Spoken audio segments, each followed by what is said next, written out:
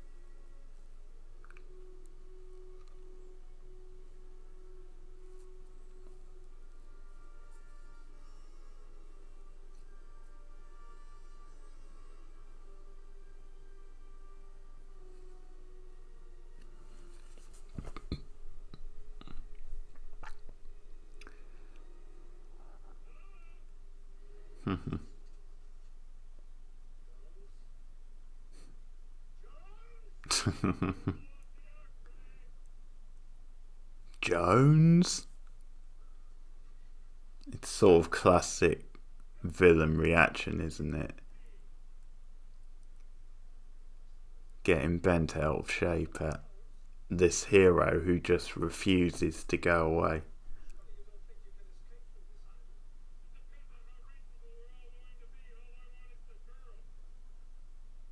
I love Marion's like smile as well, the way she sort of throws it in like their faces.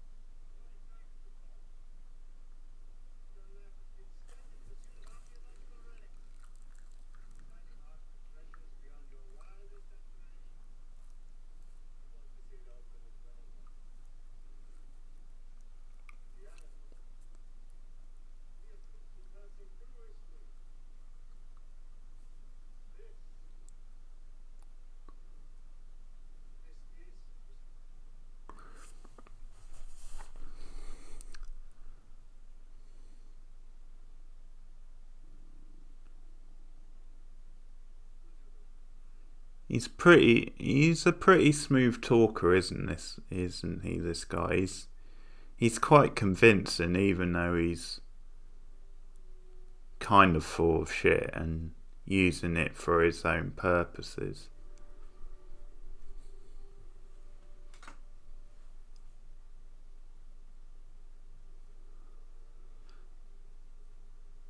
I guess Indiana Jones's pride got the best of him there.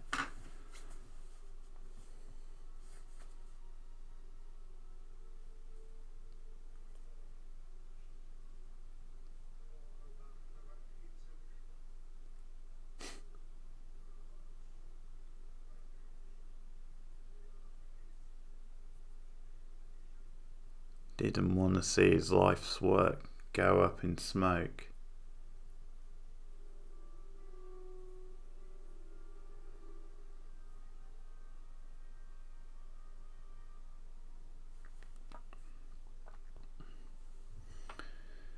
Speaking of graphic scenes and great use of practical effects, makeup effects, that's what we see in this scene coming up.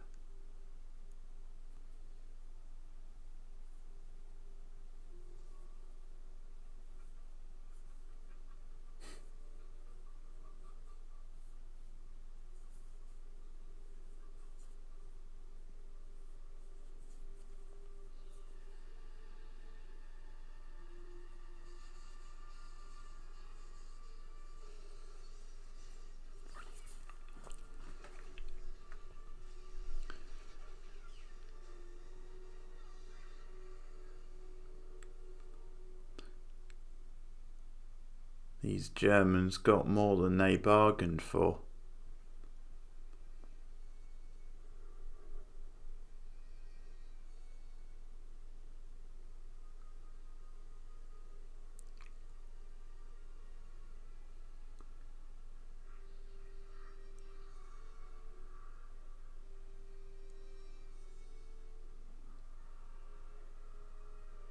What have they done?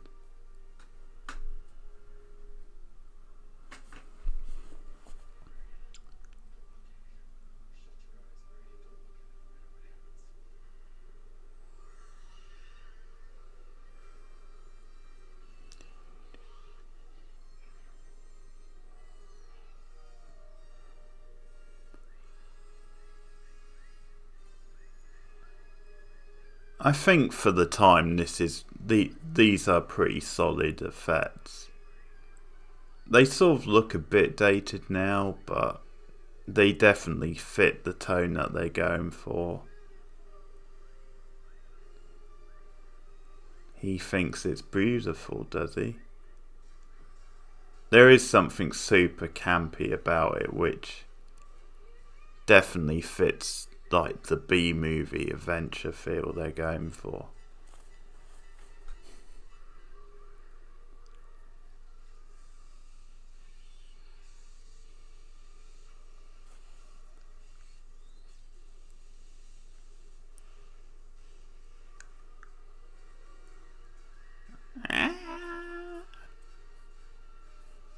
What a way to go. There you go, that's what I was talking about with the face melting, literally. All the blood and guts. Beautifully done. And the great visual of like Indiana Jones and Marion just screaming on like the cross, but keeping their eyes shut frantically as well.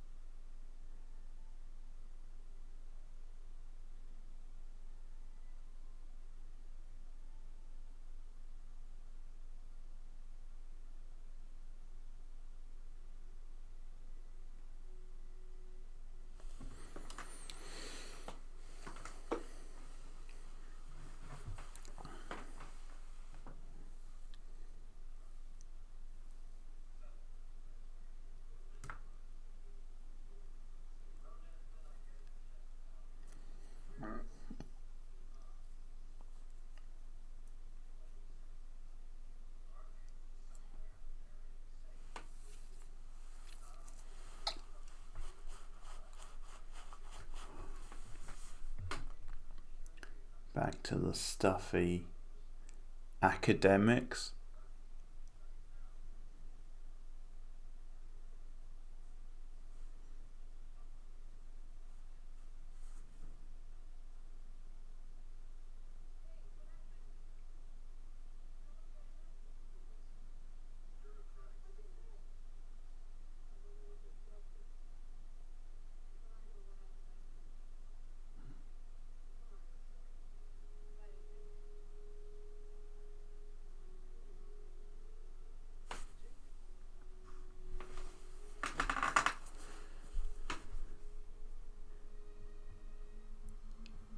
Yeah, cheer up, Dr. Jones. You've got Marion.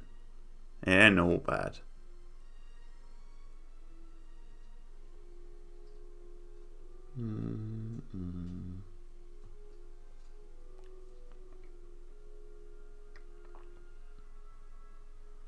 This is definitely a scene which the X-Files was riffing off in the pilot episode at the end of the X-Files.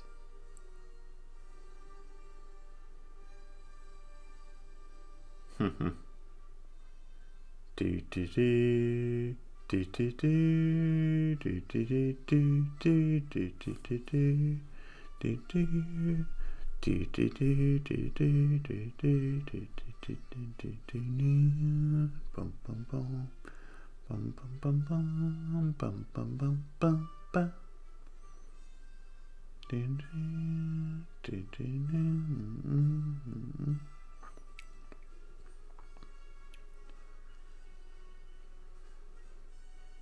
It's actually quite a bittersweet ending in a way, with him being a bit dejected over what they're doing with the Ark. It's not like a totally, like, completely happy ending, but he at least gets the girl.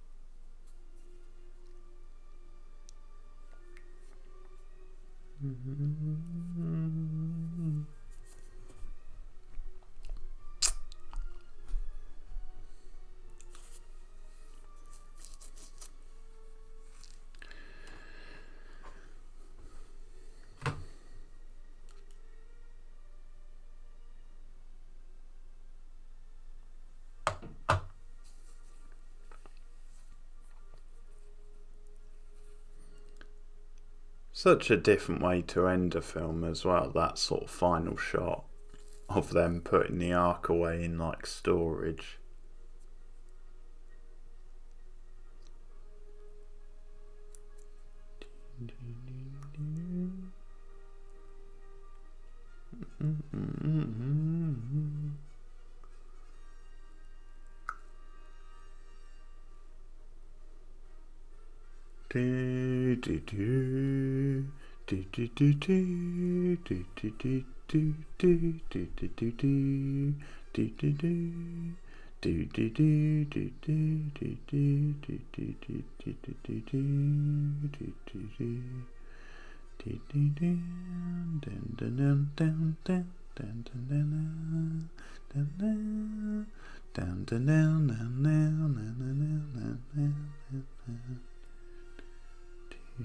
I love it when it hits the high notes. So satisfying. It's one of those themes that just it just gives you a lift as soon as you hear it. And the film wouldn't be the same without it.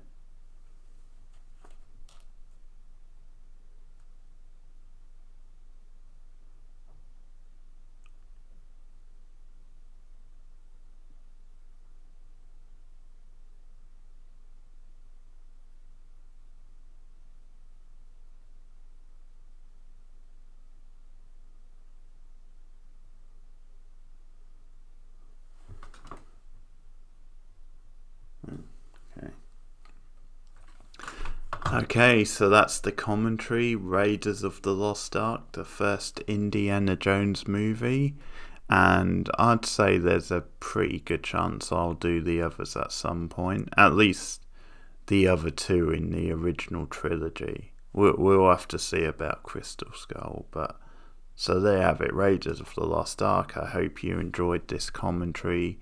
Thanks for hanging about, and thanks for being a patron, because if you are listening to this means you are a patron.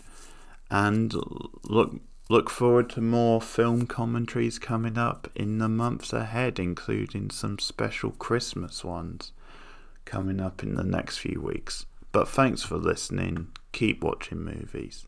I'll see you guys soon.